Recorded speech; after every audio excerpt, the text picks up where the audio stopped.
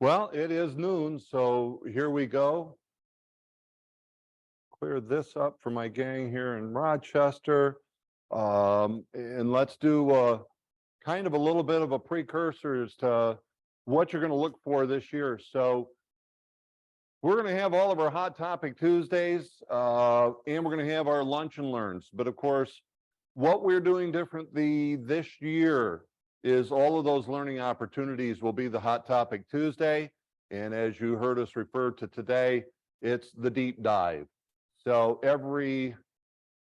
should be from now on, every second Tuesday will be the Hot Topic Deep Dive. But we're not promoting what those are going to be in advance. And the reason being is just like Hot Topic Tuesday, what are we dealing with now that would be great for a 30-minute subject? And that deep dive will be what's the hot topic that we need to go even deeper on a monthly basis. So you can look forward to that. Obviously, as you take a look, it's time for us to also start looking at what are we doing in regard to our business. So the School of Hard Knocks. Alex, you want to jump in and kind of tell them a little bit about what we've got going for this session coming up? Yeah. So for those that attended last year, it was very successful. We had 40 agents in over 2 weeks. They took 25 listings. So we're going to be replicating that, but we're doing it a little different of a format. So as opposed to doing 3 full-day sessions, we're now going to have 5 days, half days. So it's going to go from 9:30 to 1. So that way you guys have an opportunity to work your business as well as, because it's only half days once a week. And it's going to be the same thing. We're going to be going through SOI for sell by owners, withdrawals, expireds. We're going to build up your lead generation capacity. So the main goal is okay, we want you to learn how to generate business, but at the same time, we want you to walk out of this 5-week class with listing contracts signed. So we're going to teach you how to set the appointments. We're going to teach you how to qualify them. And then we're going to teach you how to close them when you get there. And it's not just going to be us talking. You guys are going to be put into action with a group, with people around you, and actively go out there and set appointments. And that was the biggest thing that we got from last year, was the environment that we had was electric. And there were so many agents that were able to overcome their fear of doing it because they were in that group setting.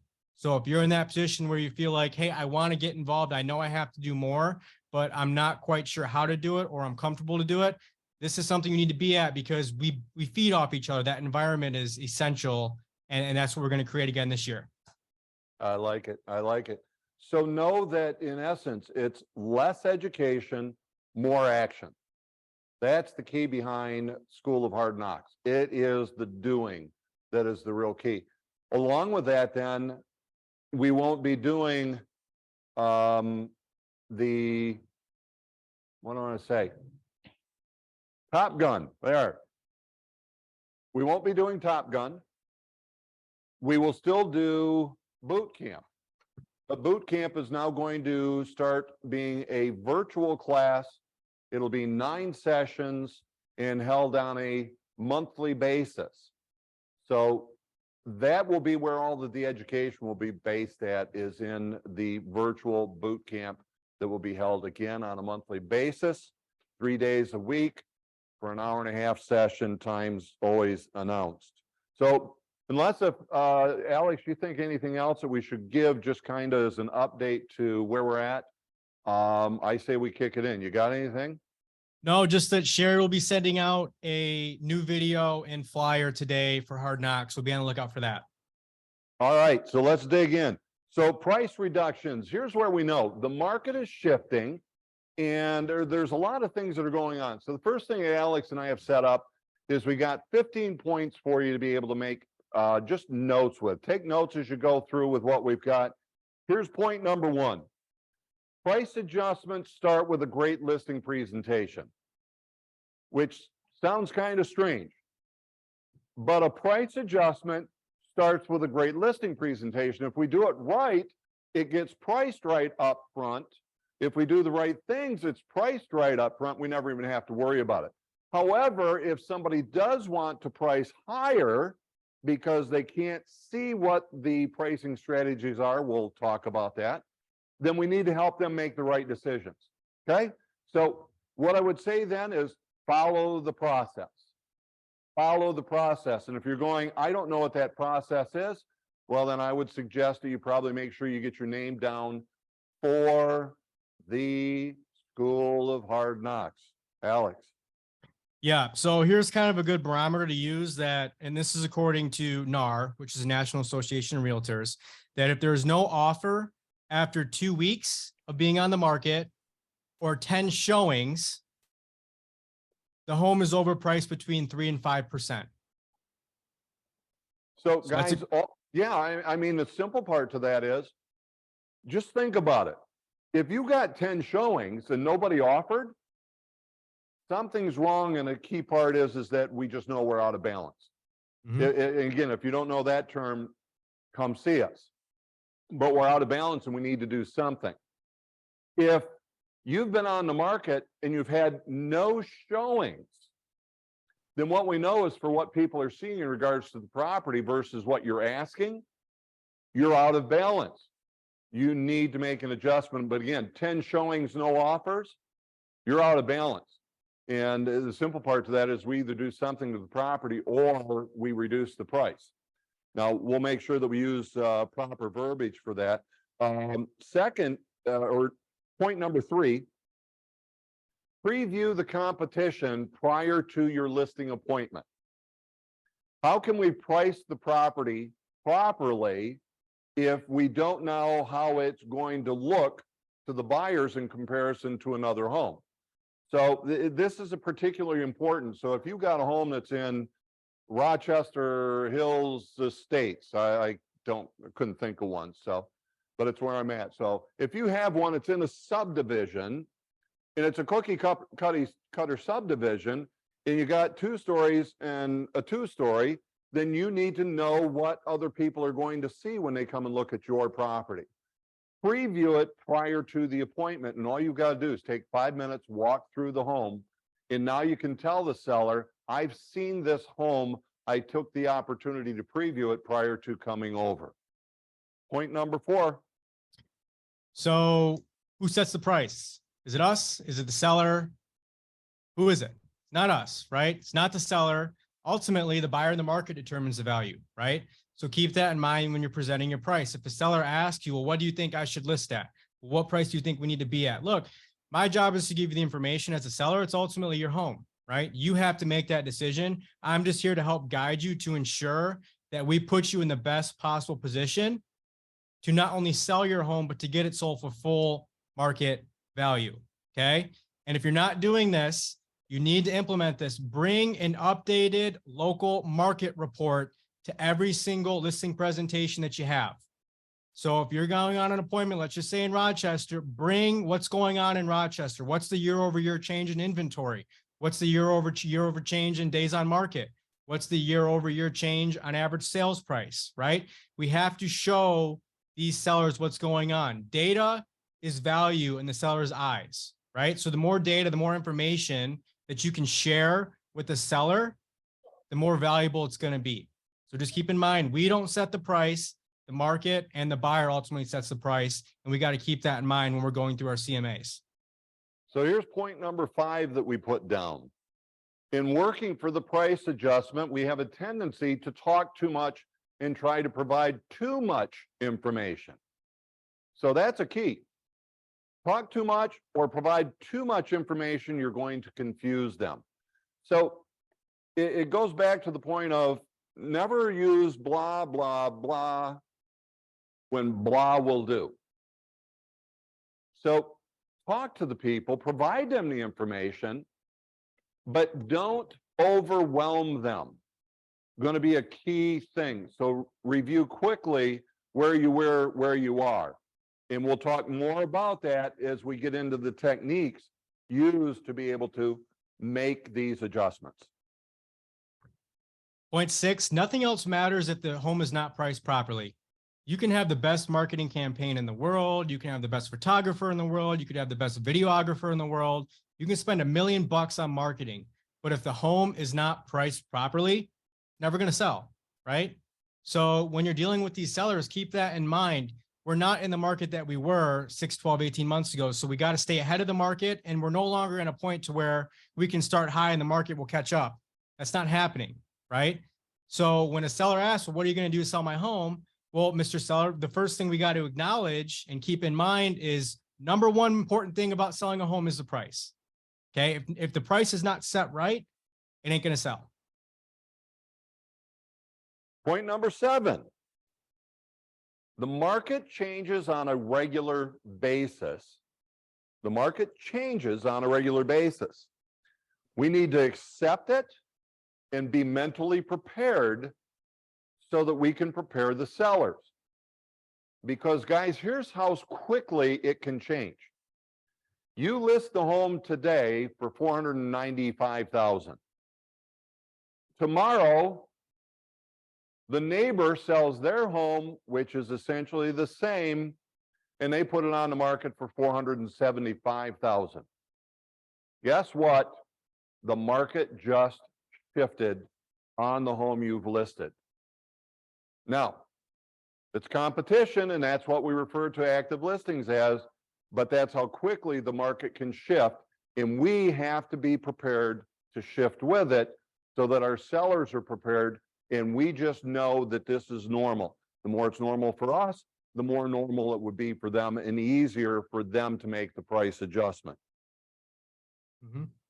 So this is a pretty basic one, but it's something that we need to push back on when we're talking to sellers, which is we always want to price the home competitively, right? We'll run into those appointments where a seller may want to start high, or they just have that number in mind, which you know is overpriced. Don't just accept it, address it, right? Explain the potential downfalls of what it is to overprice a home, because you really sacrifice your leverage. And what you essentially do is when you overprice a home is you help your competition sell, right? Because if you got your home on the market and you've got your neighbor's home right down the street, and your neighbor's home is $15,000 less, and they're pretty similar homes, they're going to look at yours, they're going to look at your neighbor's, and they're going to decide that the neighbor is better value. So you are essentially helping market and sell your competition by deciding to overprice a home. Point number 9, always tell the truth, no matter how uncomfortable it will feel. But remember, if we make our presentation correctly, we haven't told them what we believe it's worth. We educated, provided them with the facts. They made a decision as to what the price would be. Our decision was simple. Do we accept the listing for the price that they offered it to us at? So always tell them the truth. That's the biggest key. Point number 10, Alex.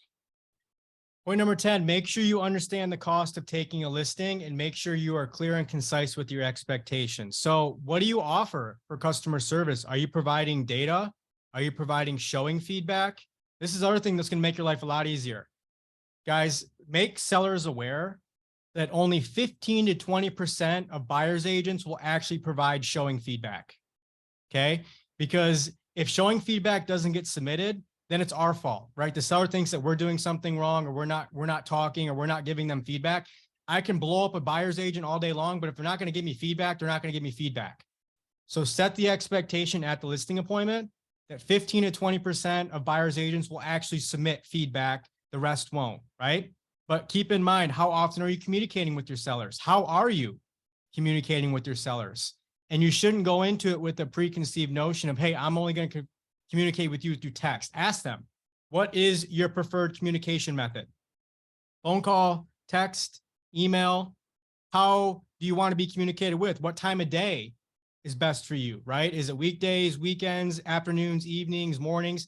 Set up the expectation up front so you know how you're going to communicate with them, when you're going to commute with them, and what they're also going to receive from you weekly, daily, or whatever that is based on what you provide for your customer service.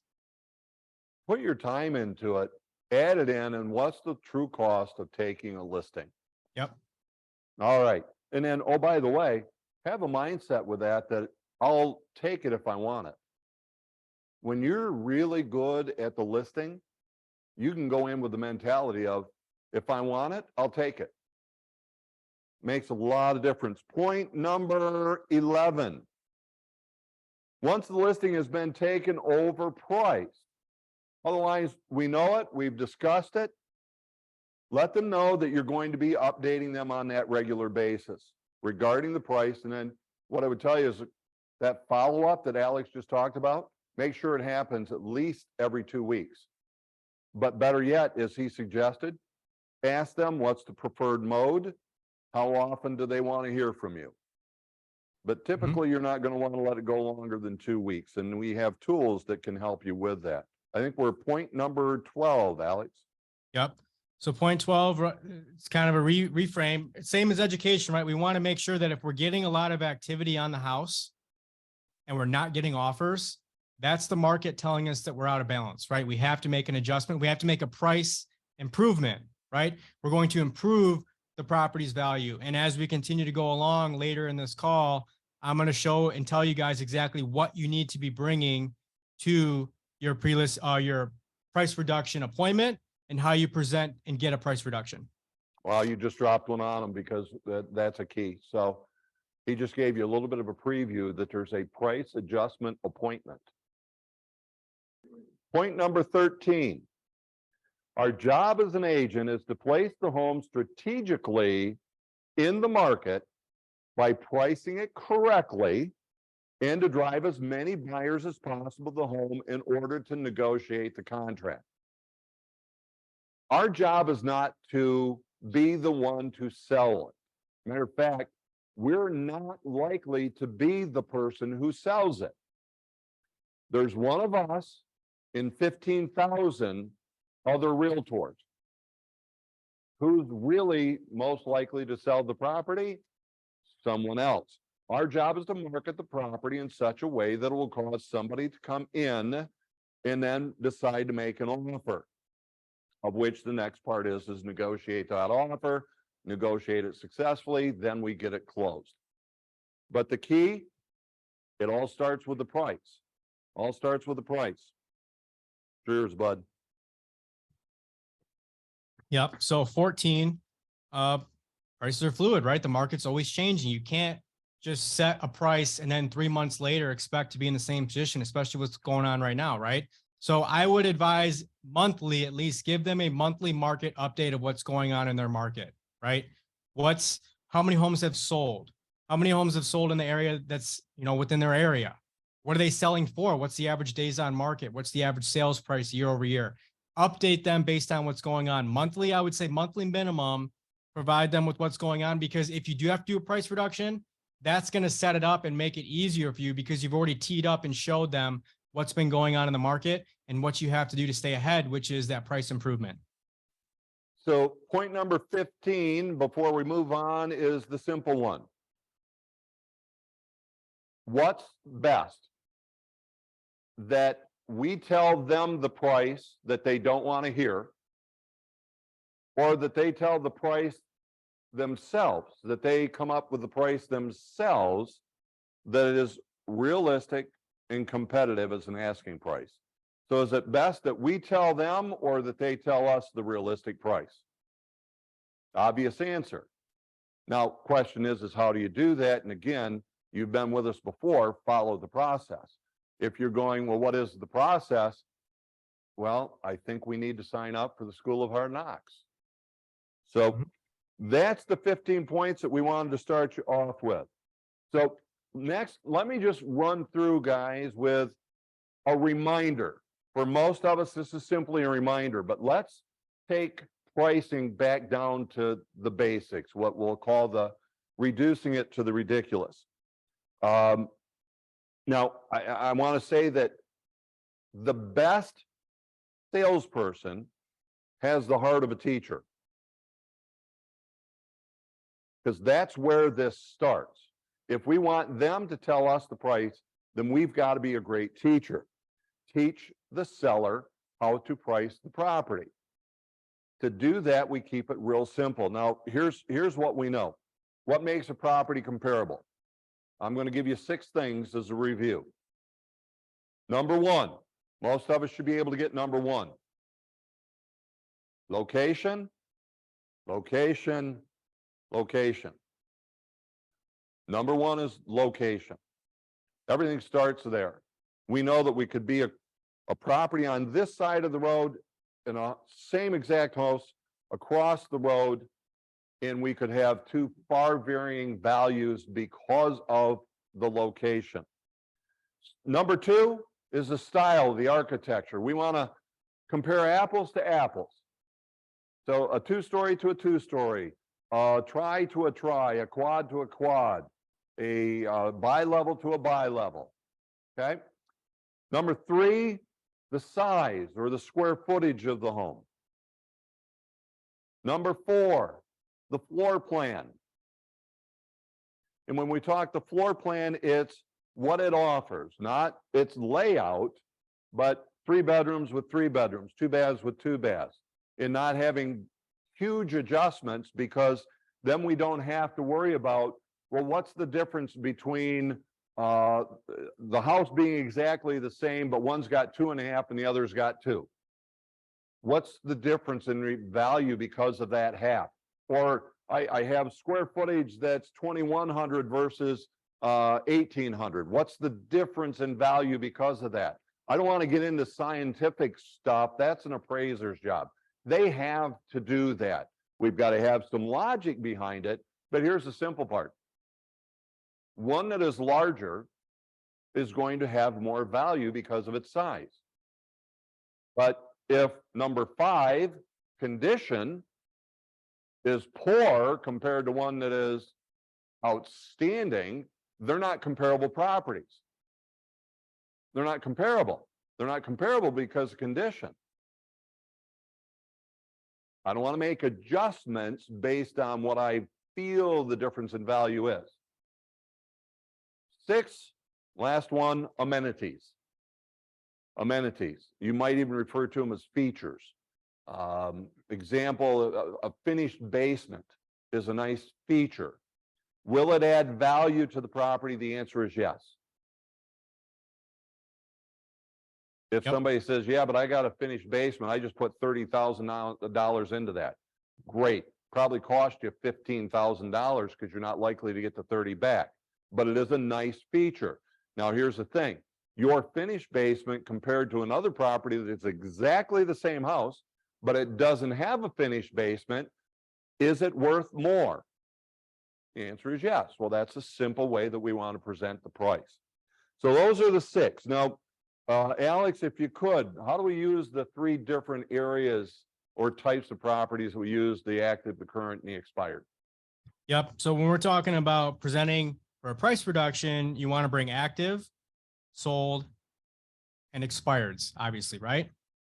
So solds, because that's going to give us the best indication of what the market value is at the time of that closing, right? And you want to try and keep it as close as possible. So a couple months ideally is what you want to keep it at, to keep it comparable regarding market updates. Current listings, because that represents your competition, right? So, hey, these are the homes that we're competing with, right? So we're actually going to be either putting ourselves in a position where we're going to sell before them, or we're putting ourselves in a position to where we're going to help them sell, right? And we don't want to put ourselves in a position where we're going to help them sell. We want to be in the front seat, not the back, when it comes to our competition. And then lastly, obviously expired, right? We want to show them, hey, this seller was just like you, right? They listed at the same price. They sat on the market for 6 months and it didn't sell. So when you're presenting expired listings, you want to make sure you revisit their motivation to sell. So what that means is if you have someone who wants to sell, so let's just say relocate down to Florida. Okay. So what would happen if we listed your home for 6 months and then it didn't sell and we couldn't get you down to Florida? What would that ultimately do for your plans, right? How would that affect your travel? How would that affect your moving plans? How would that affect your job, right? You got to ask these questions, because ultimately they don't think about that. All they think about, they have blinders on regarding, I want price. I want the highest price possible. They don't think about the potential negatives that can come from overpricing. I like it.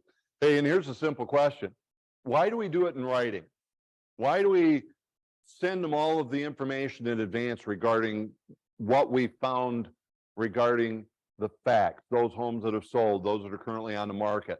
Why does it got to be in writing, something that they can see? It's believability. The first thing, if anybody says that, well, John Smith was over here and John just told me that it was worth $550,000. wow, did John show you how he came up with that amount? It's the first thing I'm going to ask. Because when they have to go, well, no, he just told us that's what it was. All of a sudden, they're questioning themselves and realizing it. So it's believability, it's the facts. They can see it in front of them when we actually provide it. And again, that brings in the believability.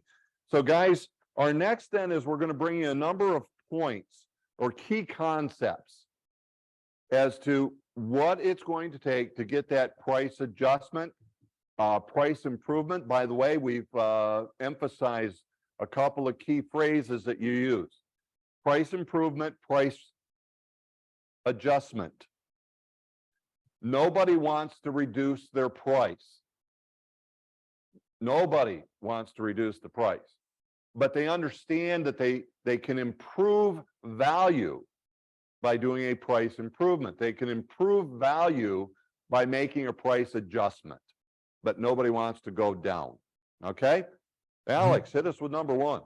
So before I get to number one, for the few people I have on camera, how many of you guys get price reductions over the phone? Be honest. Okay. There's a couple honest people. Okay. All right. So never do it over the phone. Never, ever, ever, ever do it over text. Hey, imagine getting a text from someone and said, hey, I need you to take a $25,000 hit. Does that sound good? All right. Happy Monday. No, never, ever, ever do it over text. Don't do it over the phone. You want to set an appointment to go out there and do it face to face. If you can't do it face to face, do it over FaceTime or do it over Zoom. You want to have that interaction because it's a difficult conversation and you want to make sure you do it face to face as possible. So the first thing you want to make note of is get a post-dated price agreement on your listing contract. So if a seller is hell-bent on taking a price that you know is overpriced, then in the additional requirements in the listing agreement, right in there, that seller agrees to reduce the price to X amount of price after 14, 21 days on market, whatever it is. So get that in writing. So that way, when you revisit with them and they say, hey, no, I don't remember that. Well, I got it in writing, guy. So it's right here. It's going to make your life a lot easier. I like that one. I like that one. Here's key concept number two. Get extensions to the listing agreement with price reductions. So let's say we can't get number one that Alex just brought out, and we've got to go a month out, 2 months out, because again, remember, we're going to be dealing with a different market. You've lost marketing time because the property was overpriced. Don't be afraid to ask for an extension to the listing agreement when you get the price adjusted. Ask for both. Price adjustment, extend it. Get yourself the time that you need to actually get the seller in line. And obviously, if you took less than a 6-month listing, that becomes really important. Really important. Number three, in regards to our key concepts, use Moxie Present.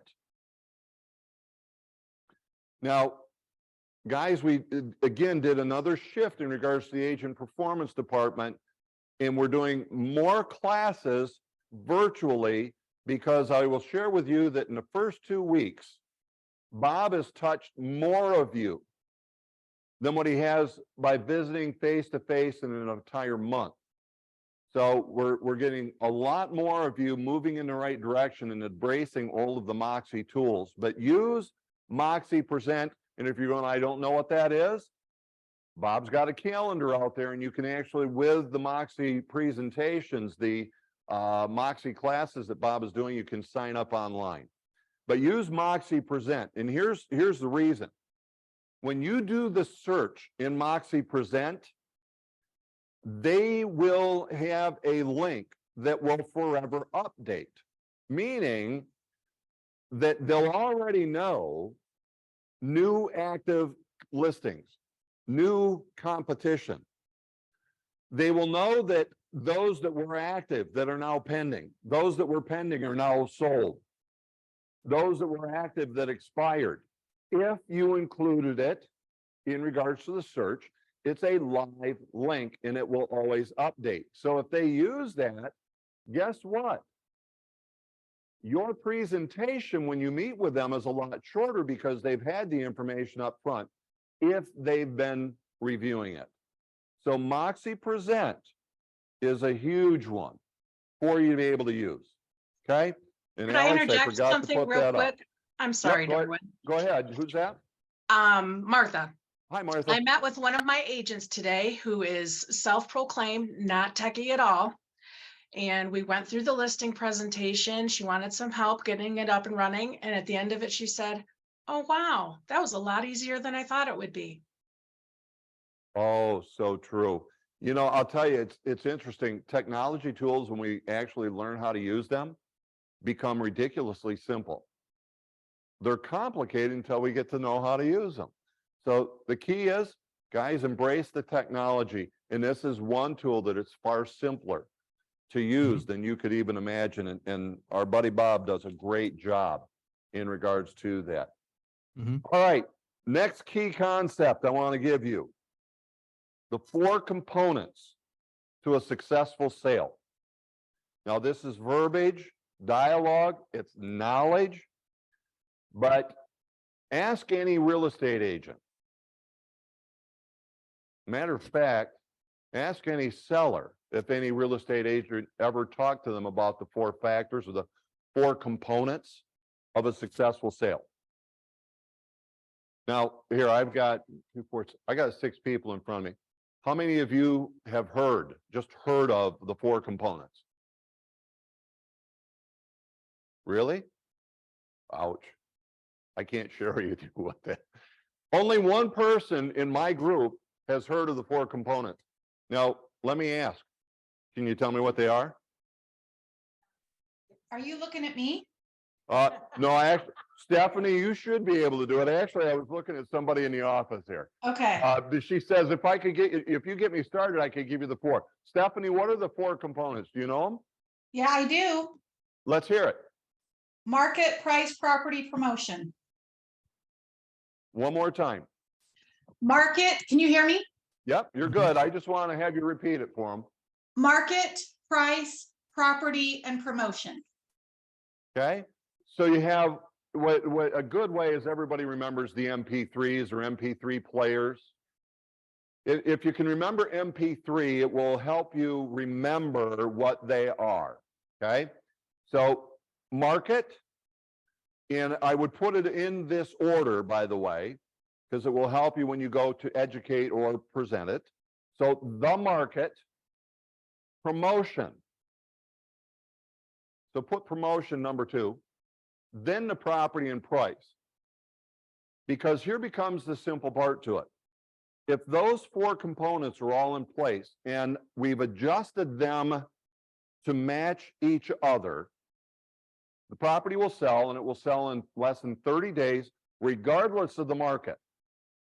Regardless of the market. Market, promotion, property, price. So here's the basics to it. You may ask, and by the way, this is recording. It will go online and you will have it available to you. So you can play this back, but here's the basic presentation to this. Mr. and Mrs. Seller, are you familiar again with, and this would be right up front at your listing presentation. This could come up with the point that Alex is going to present to you here shortly, which is your price adjustment appointment and how you may present it, but it started this way. Well, the first one is the market. So let me ask you, guys here, we're in here. Can any of us do anything about the market? No, the market is what it is. So then we've got to take the 3, which is what we as the agents and they as the sellers have control over. But the market, we can't do anything about. So we have to adjust the remaining 3. Well, the second one is the one that they hire us to be able to take care of, and that's promotion. Use this. My job is to provide you with complete exposure. That's what they want. Well, now in asking for the price adjustment, we're going to review what we've done in regards to providing complete exposure. providing the promotion to the property. So this is an easy one. You could even go, Mr. and Mrs. Seller, I've done all these things. We've had 12 showings in 2 weeks and no offers. I've done this, it's been here, it's been there. Would you agree that we've provided you with a complete exposure? What do they have to say?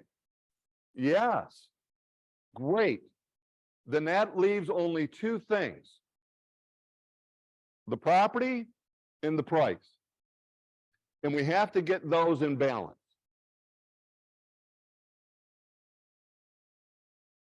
Who controls the property? The seller. Who controls the price? The seller. They have to put them in balance. Now, regardless of the market, if it's in balance, the property will sell. If we're out of balance the wrong way, it will not sell. So we do one of 2 things. We either bring the property up to the price, or we bring the price down to the property. Now, that's not the words that I would use exactly with the seller. I do this. So, Mr. and Mrs. Seller, to bring this into balance, we have to do one of 2 things. We can either bring your home up and increase its value, or we have to bring the price closer to the property's current value. Now, I'm good either way, but which would you choose to do? And what we did is we gave them an option. Would you like A or would you like B? Well, I don't want to do B. Then you want to do A. What price would you like to put it at? Well, I don't want to do that. Well, then you have to do B. Well, I don't want to do anything to the house. Oh, well, then you do want A.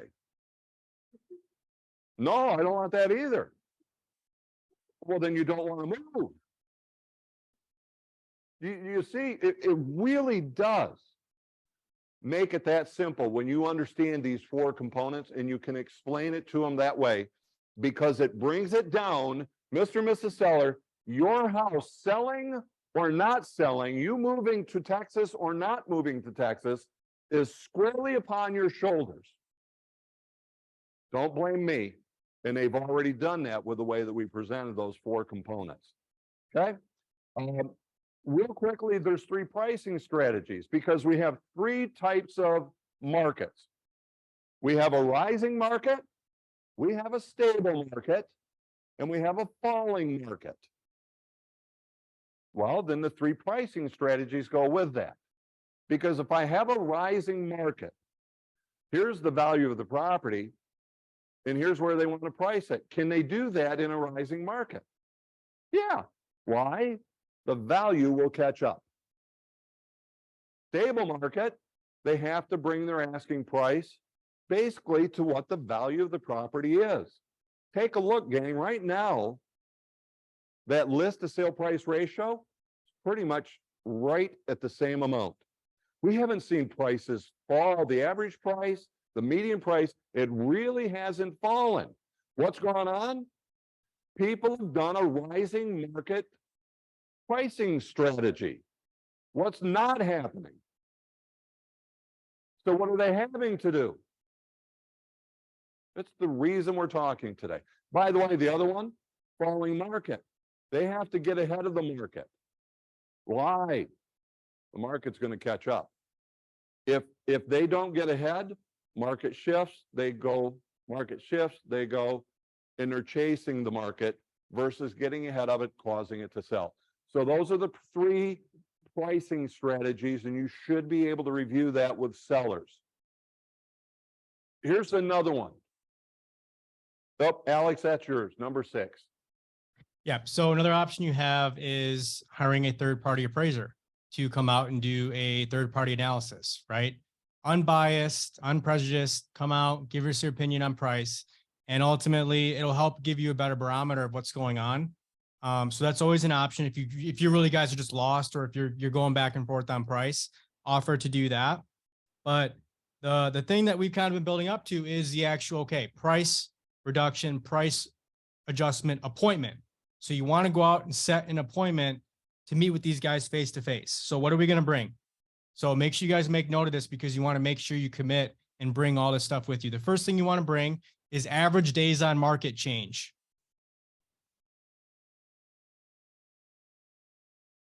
Keep it local too. So local area average days on market change. Number of new listings that has come on the market since you guys listed.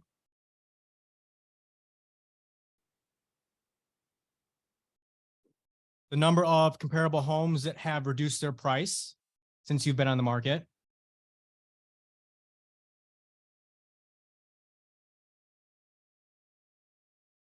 Comparable homes that have sold on the time that you've been on the market.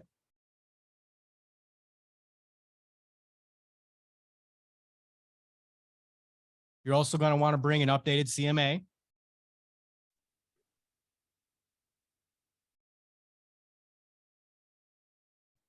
Showing feedback. Print it out so they can look at it. And you know, a good one for most of us is just pull out the showing time report. Yep. Bring that with you. Just print it out. Everything that we've done. Mm-hmm. Yep. Year over year change in the market.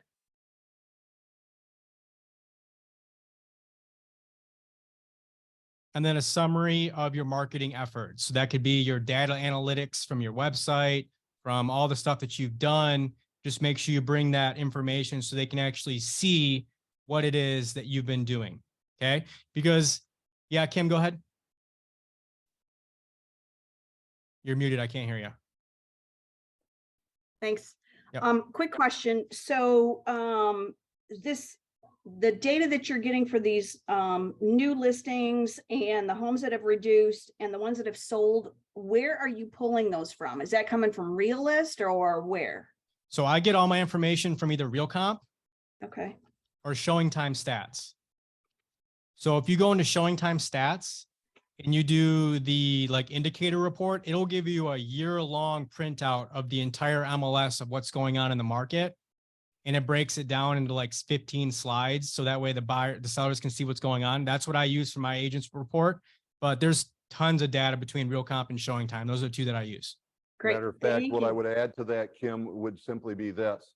If you showed them 5085 Old Cove and 5085 Old Cove is now sold, they need to see that one and know that one.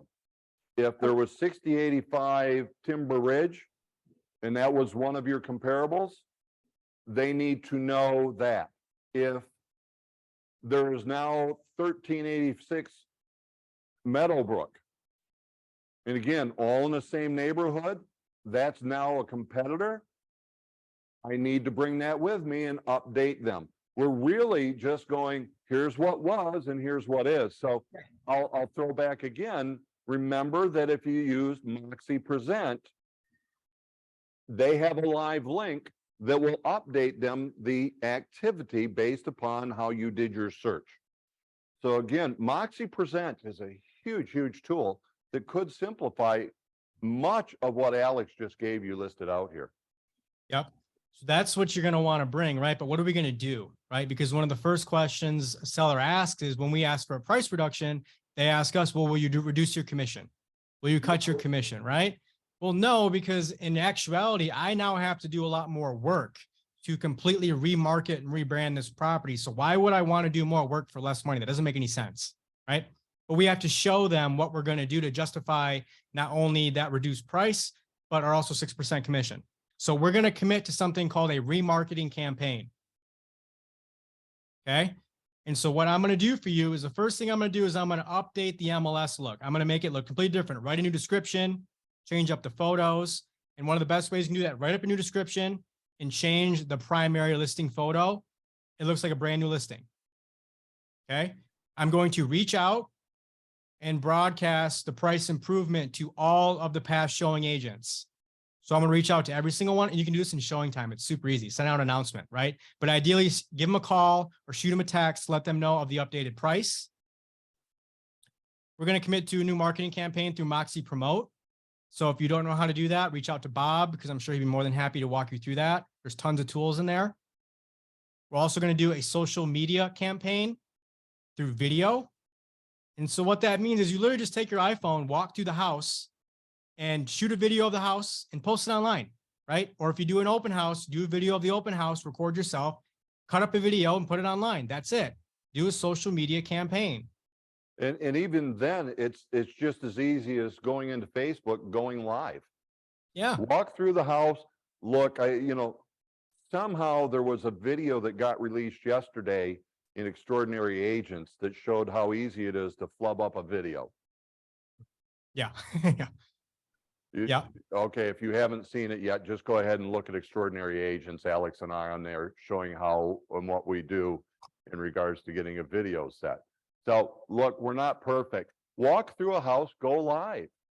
Just tell them about the house. Walk through, show them.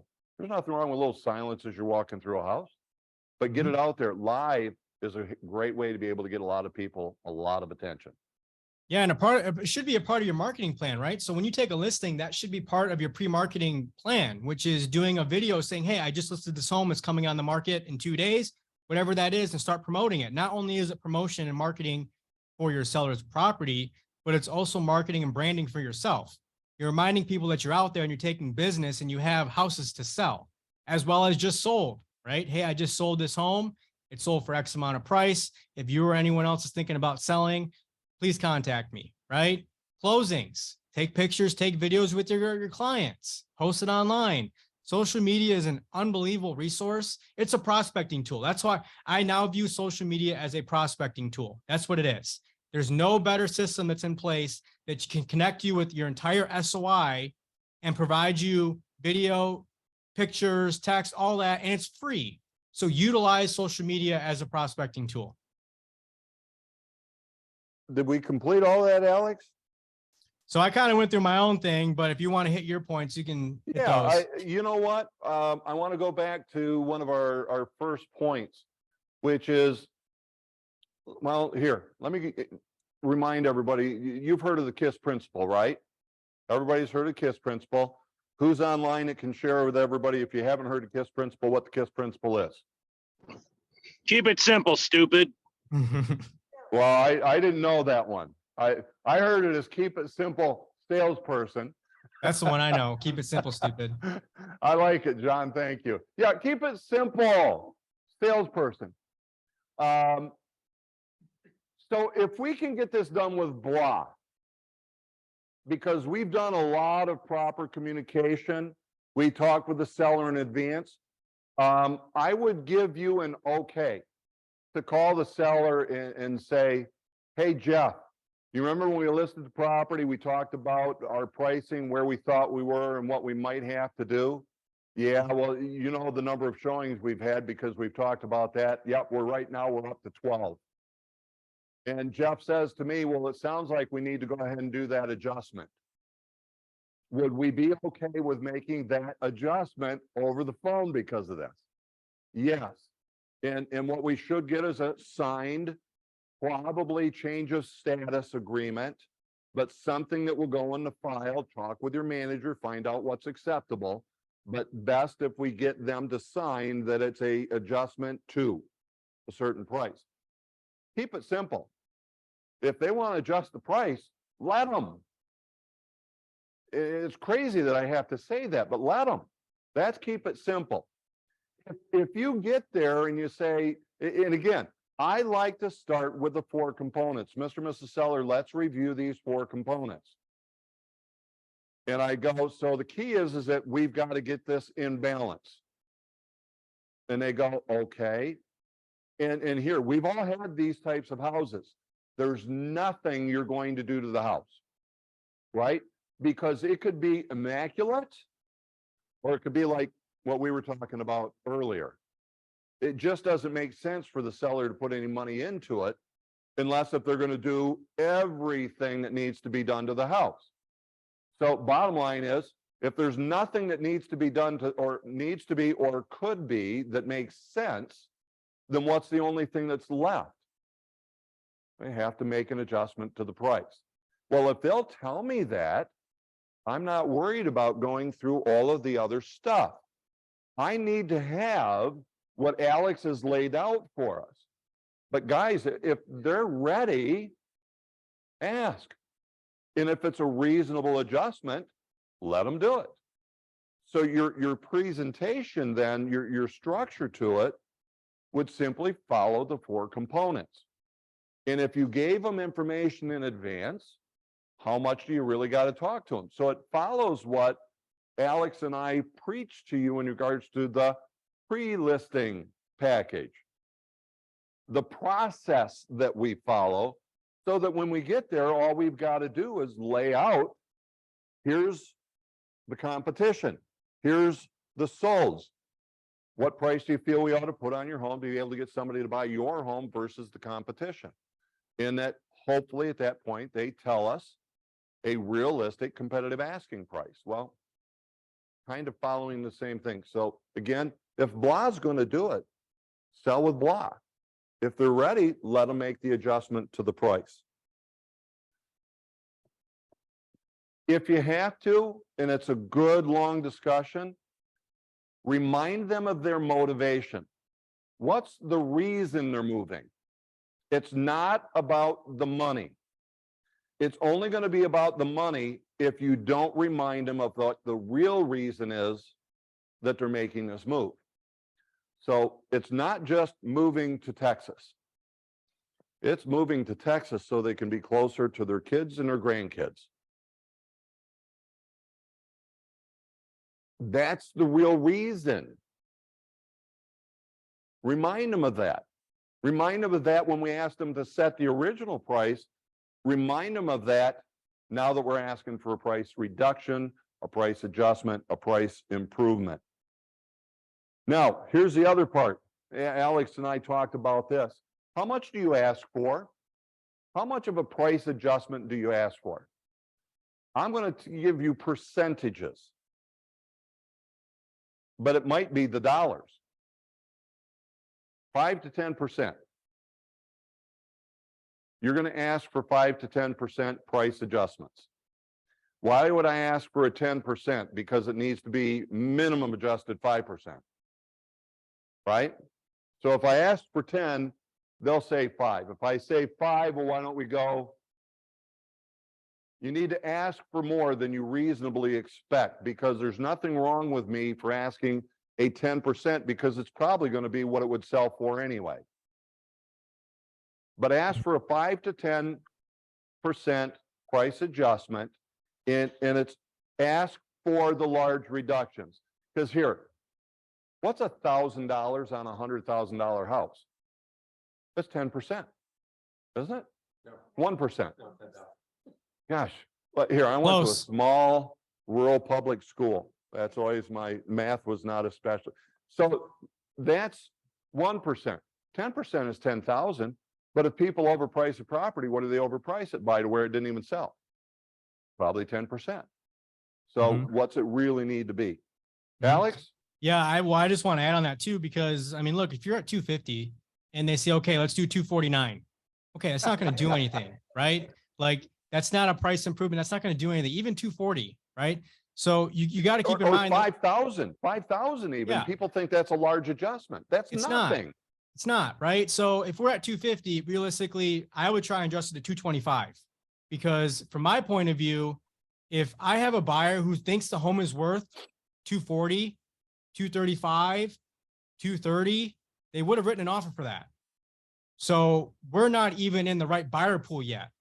So for us to adjust and make sure that we're marketing, exposing it to the right people, we have to open it up to that new buyer pool, which hasn't even probably seen our house yet, because we're at 250 and we need to be at 225. Matter of fact, how many of us don't write an offer, don't encourage a buyer to write an offer because it would be 10% or greater? We wouldn't even make the offer. And if that house is worth more than... If that's the way we are, we need to encourage the others, because that has been what people have become accustomed to.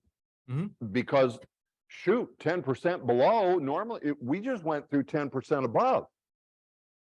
So it's a factor in regards to people even offering. Yep. And even if that home is worth more than 225, the demand will drive the price back up. The home is always going to sell for what it's worth, right? So even if you feel like you're taking a big adjustment and the home, then the home is going to drive the price back up. And I've seen it. I've done it myself. And so the home is always going to sell for what it's worth. All right, you two, great stuff. But give these Hey, people I time was to going to say, take a Bob, potty would you break. jump in, give us your thoughts, and then I want you to share about what you're doing with Moxie. Again, I just simply, you gotta give these people a potty break before they jump in on Moxie Engage, which happens in 5 minutes, all right? So great stuff today, but let them go potty so they can come back and not be, sitting with their back teeth floating. Hey, Bob, you also mentioned one thing in the chat room. Could you go ahead and explain that? Yes, what I put in the chat was that during February, I'm actually going to show you how you can use the Showing Time Stats market report, make it interactive so it updates all by itself onto your website so that you always have the information and you can direct your clients to your website because it will always be up to date and accurate. How awesome is that?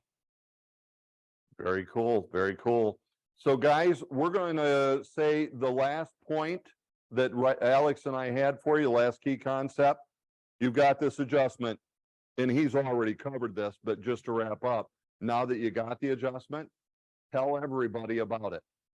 Let everybody know. That's a quick recap of the detail that he gave earlier. So guys, we're going to call that a wrap, but if you got questions, I'll be happy to answer anything. If you've got to go take the break so that you can join Bob here at 1 o'clock shortly, let's do that. But I'll say have a great one. But in the meantime, if you've got questions, stick with us. Just jump on and ask those questions. Yeah, one thing I would also note, Hard Knocks February 1st, but also I had the chance to sit down and talk to, I think she's on here. She turned her camera off. Janelle Ainsworth. She was on the podcast yesterday, and she's been in the business for 2.5 years, and she did 50 transactions and $9.2 million in volume last year, all through social media, sphere of influence, and her community relationships. So if you want to learn how to do that, or if you want to hear her talk about that, there she is. That episode will be going live later today. Sorry, I'm making things for Bridal Expo. So I'm like, oh, I'm going to just turn my camera off really fast. But Of course you are. yeah, questions. I'm more than happy to help and answer any questions. So guys, I'm going to say have a great one because I didn't hear any questions come up. There's the deep dive. See you next Tuesday, guys. See you guys.